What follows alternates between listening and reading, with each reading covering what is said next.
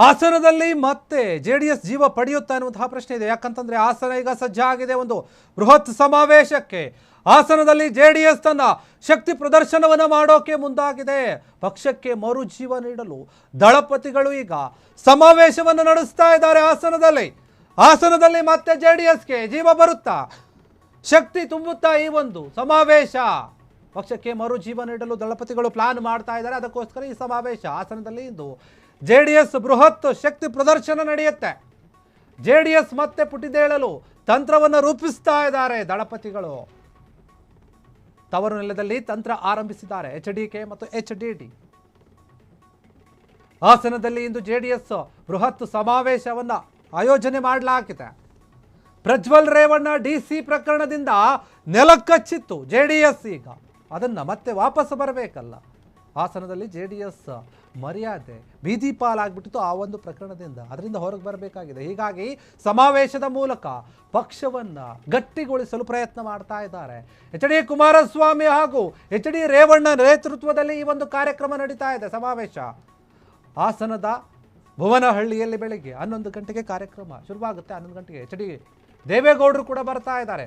ಮಾಜಿ ಪ್ರಧಾನಿ ದೇವೇಗೌಡರು ಕೂಡ 11 ಗಂಟೆಗೆ ಬರ್ತಾರೆ. ಈಗಾಗಲೇ ಶುರುವಾಗ್ತಾ ಸಿದ್ಧತೆ ಆಗ್ತಿರುತ್ತೆ. 1.5 ಲಕ್ಷ ಜನ ಸೇರುವಂತಹ ನಿರೀಕ್ಷೆ ಇದೆ ಈ ಸಮಾವೇಶಕ್ಕೆ.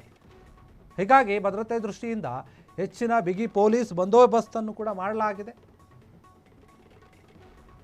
ಜೆಡಿಎಸ್ ಪಕ್ಷ ಏನಿದೆ ಅದು ಸ್ಥಾಪನೆಯಾಗಿ 25 ವರ್ಷ ಆಯಿತು. ಬೆಳ್ಳಿ ಹಬ್ಬವನ್ನು ಆಚರಿಸ್ತಾ ಇದೆ. ಅದರ ಜೊತೆಗೆ ಬೃಹತ್ ಸಮಾವೇಶ ಪುಟಿದೇಳೋಕೆ, ತನ್ನ ಶಕ್ತಿಯ ಪ್ರದರ್ಶನವನ್ನು ಮಾಡೋಕೆ ಜೆಡಿಎಸ್ ಪಕ್ಷ ಯಾವುದೇ ಕಾರಣಕ್ಕೂ ಕೂಡ ದುರ್ಬಲ ಆಗಿಲ್ಲ ಅಂತ ತೋರಿಸೋಕೆ ಈ ಬೃಹತ್ ಮಟ್ಟದ ಸಮಾವೇಶವನ್ನು ಹಮ್ಮಿಕೊಂಡಿದ್ದಾರೆ. ಕೇಂದ್ರ ಸಚಿವ ಆಗಿರುವಂತಹ ಎಚ್.ಡಿ. ಕುಮಾರಸ್ವಾಮಿ, ಮಾಜಿ ಸಚಿವ ಆಗಿರುವಂತಹ ಎಚ್.ಡಿ. ರೇವಣ್ಣ ಇವರ ನೇತೃತ್ವದಲ್ಲಿ ನಡೀತಾ ಇದೆ ಈ ಸಮಾವೇಶ. ಈ ಹಿಂದೆ ರೇವಣ್ಣ ಹೇಳಿದ್ರು ಏನಂತ, ನಮ್ಮನ್ನು ನೀವು ಅಷ್ಟು ಬೇರೆ ರೀತಿಯಲ್ಲಿ, ಕಡಿಮೆ ರೀತಿಯಲ್ಲಿ ಕಡೆಗಣಿಸೋಕೆ ಹೋಗಬೇಡಿ.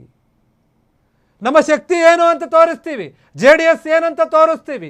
ನಮ್ಮ ವಿರುದ್ಧ ಯಾರೋ ಷಡ್ಯಂತ್ರಗಳನ್ನು ಮಾಡಿದ್ರು, ಇಲ್ಲ ಸಲ್ಲದ ಆರೋಪಗಳನ್ನು ಮಾಡಿದ್ರು, ನಮ್ಮ ಕತೆ ಮುಗಿತು ಅಂತ ಅಂದ್ಕೊಂಡಿದ್ರು, ಅವರಿಗೆಲ್ಲರಿಗೂ ಕೂಡ ನಾವೇನಂತ ತೋರಿಸ್ತೀವಿ, ಜೆಡಿಎಸ್ ಏನಂತ ತೋರಿಸ್ತೀವಿ ಅಂತ ಹೇಳಿ ಶಪಥಗೈದಿದ್ರು ಈ ಹಿಂದೆ ಎಚ್.ಡಿ. ರೇವಣ್ಣ. ಆ ಮಾತುಗಳನ್ನು ಆಡೋಕೆ, ಅವರ ಶಕ್ತಿಯನ್ನು ತೋರಿಸೋಕೆ ಈ ಕಾರ್ಯಕ್ರಮದ ವೇದಿಕೆ ಅವರಿಗೆ ದಾರಿ ಮಾಡಿಕೊಡುತ್ತಾ ಇದೆ.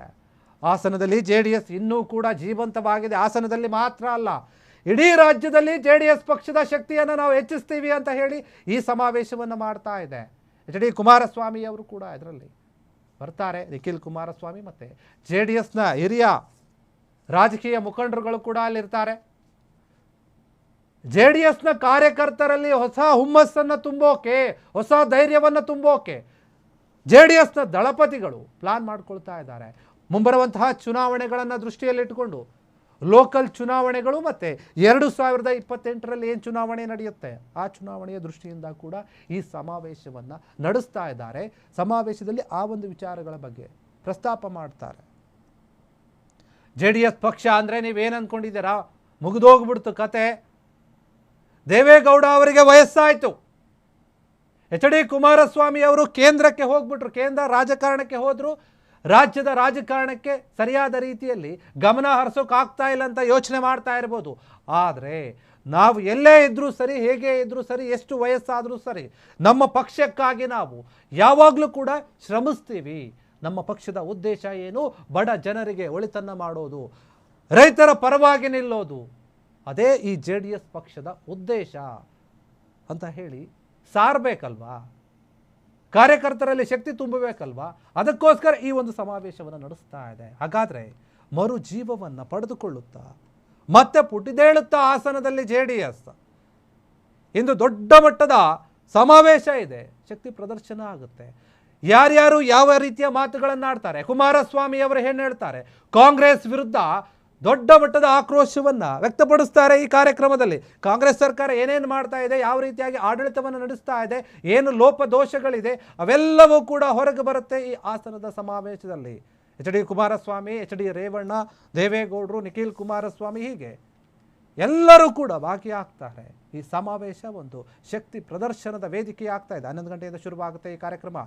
ಕ್ಷಣ ಕ್ಷಣದ ಸುದ್ದಿಗಳಿಗಾಗಿ ಫ್ರೀಡಂ ಟಿವಿ ಸಬ್ಸ್ಕ್ರೈಬ್ ಮಾಡಿ, ಲೈಕ್ ಮಾಡಿ ಹಾಗೂ ಫಾಲೋ ಮಾಡಿ. ಹೊಸ ಸುದ್ದಿಗಳ ನೋಟಿಫಿಕೇಶನ್ಗಾಗಿ ಬೆಲ್ ಐಕಾನ್ ಮೇಲೆ ಕ್ಲಿಕ್ ಮಾಡಿ.